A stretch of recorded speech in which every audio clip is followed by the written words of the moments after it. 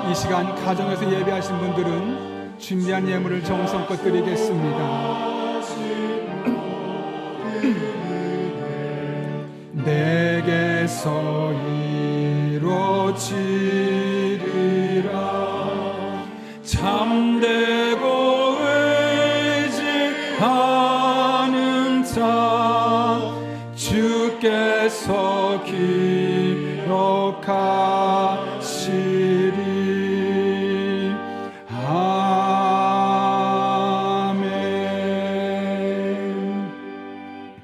살아계신 아버지 하나님, 지난 한 주간도 조삼, 모사, 우리 믿음이 이리 흔들리고 저리 흔들렸지만 우리를 하나님께로 이끌어 주시고 우리를 기억하여 주셔서 붙들어 주실 뿐만 아니라 오늘 이렇게 주님 앞에 나와 예배하게 하신 은혜 진심으로 감사를 드립니다. 이 모든 것이 하나님의 은혜로 되어진 것임을 알기에 오늘 우리가 빈손으로 나오지 아니하고 하나님을 향한 믿음과 열정과 사랑하는 마음을 담아 다양한 제목으로 예물들을 드립니다. 이 모든 예물 기쁘게 받아 주시옵고 우리 성도 한 분 한 분의 삶에 더 귀하고 복된 것으로 갚아주시는, 어려울 때마다 힘주시고 지켜주신 놀라운 은혜를 경험하는 은혜 한 주간 되게 하여 주옵소서. 우리 성도님들의 피와 땀과 눈물이 담기는 예물들입니다. 단 한 푼 덧으로 쓰여지지 아니하도록 영적인 지혜와 분별력을 주시고 늘 깨어 기도하며 하나님 아버지의 마음을 시원케 하는 곳에만 사용하게 하여 주옵소서. 아버지 하나님, 우리 성도들을 축복하며 기도합니다. 복잡한 세상을 살아갑니다. 하나님의 도움이 절대적으로 필요한 시기입니다. 때를 따라 돕는 은혜로 힘과 능력과 지혜와 만남의 복을 주시고 무엇보다 기도할 때마다 성령으로 충만하게 도와주셔서 마땅히 기도할 바를 알게 하여 주시고 그렇게 기도하며 나갈 때 모든 것을 합력해 선을 이루신 하나님 은혜가 응답으로 간증되게 하여 주옵소서. 이 한 주도 눈동자처럼 지켜주실 줄로 믿사오며 예수님의 이름으로 기도하옵나이다. 아멘. 우리 함께 파송의 찬양 부르시고 축도함으로 오늘 예배를 마치도록 하겠습니다.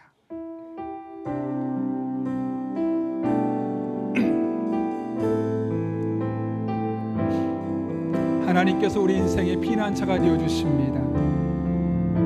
함께 고백하며 찬양합니다.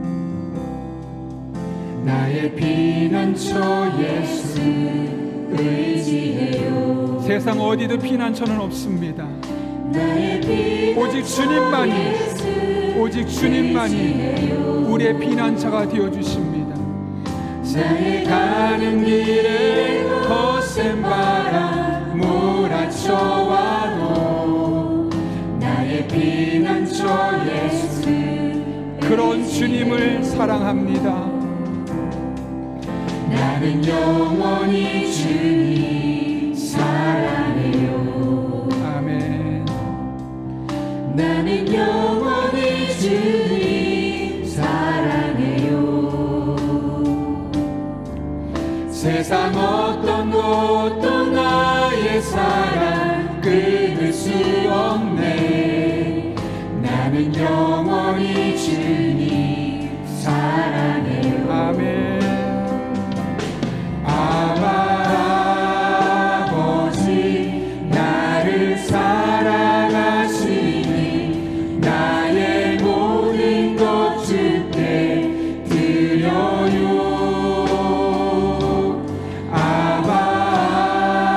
아버지 내가 여기 있으니 주님 영광 위하여. 아버지 함께 고백하며 찬양합니다. 아버지 나를 사랑하시니 나의 모든 것 주께 드려요.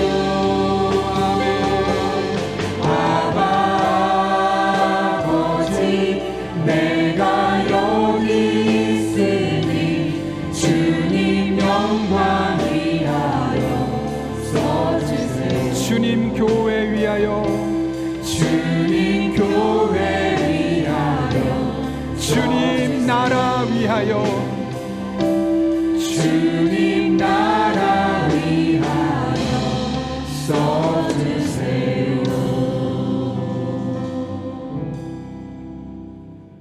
지금은 우리 주 예수 그리스도의 은혜와 아바 아버지의 변함없는 사랑과 성령님의 역사하심이 오늘 주신 말씀을 내게 주신 말씀으로 받고 미래에 대한 두려움이 아니요 장래가 있게 하시는 하나님에 대한 신뢰로 우리의 미래를 믿음의 눈으로 바라보며 우리만 하나님의 이름을 기억할 것이 아니요 우리 자녀들에게 대대로 믿음을 전수하며 살기로 결단하는 이 자리에 머리 숙인 한 영혼 위에 그들의 삶의 자리, 우리 교회와 나라와 민족, 북한 땅과 온 세계 열방 가운데 이제부터 영원토록 함께 하시옵기를 간절히 축원하옵나이다. 아멘.